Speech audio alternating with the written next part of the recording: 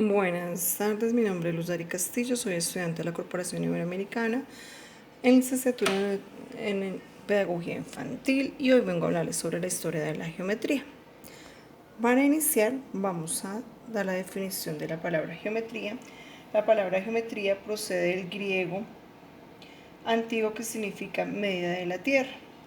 Los antepasados de los geómetras actuales fueron los agrimensores del antiguo Egipto, que tenían encomendada la tarea de restablecer los límites de las propiedades en los cuales se había sido borrado por el agua debido a las inundaciones periódicas del río Nilo. Entonces, eran los primeros en utilizar la geometría para medir tierras, los astrónomos y los arquitectos, y la mayoría de oficios y ciencias utilizaban la geometría. Los griegos crearon escuelas donde se estudiaban y cómo eran las cosas. También podemos hablar que los arquitectos, los egipcios y los babilonios, que construyeron templos, tumbas y pirámides claramente geométricas, los primeros navegantes y mediterráneos que usaban técnicas geométricas basadas en la orientación. Estas civilizaciones hacían un uso práctico de los números sin tener claro el concepto de número.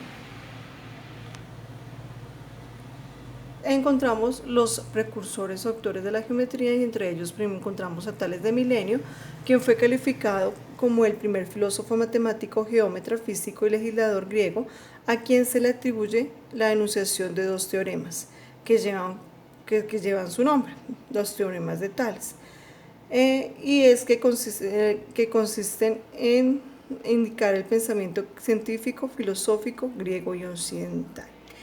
Encontramos también a Pitágoras y su teorema de la hipotenusa, conocido como el teorema de Pitágoras, que se establece en cuanto a la hipotenusa de un triángulo rectángulo es igual a la suma de sus dos lados.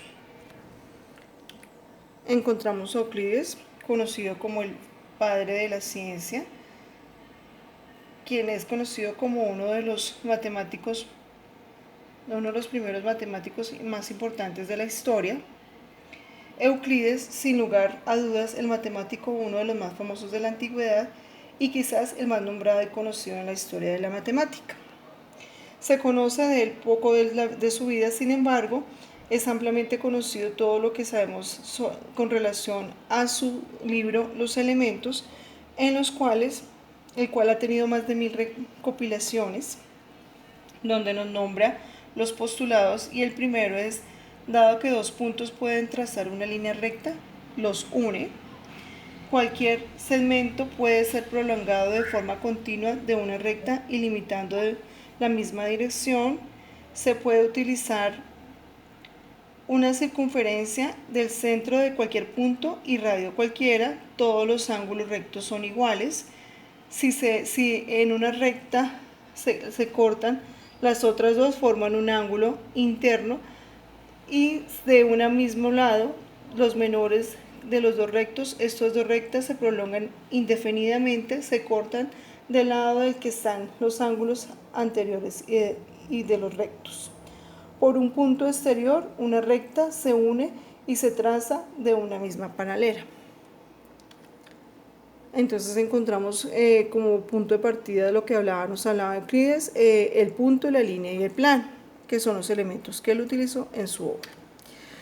También hablamos de Arquímedes, creó unas formas geométricas que aún se utilizan para medir formas y volúmenes. Hablamos de Pitágoras, como ya habíamos hablado anteriormente, los teoremas de Pitágoras. Y finalmente vamos a hablar sobre la importancia de la geometría en la educación. Todo lo que nos rodea está compuesto por figuras geométricas, círculos, cuadrados, rectángulos, lo podemos observar en las puertas, en las ruedas, en las sillas, en las ventanas, en los libros, en las mesas.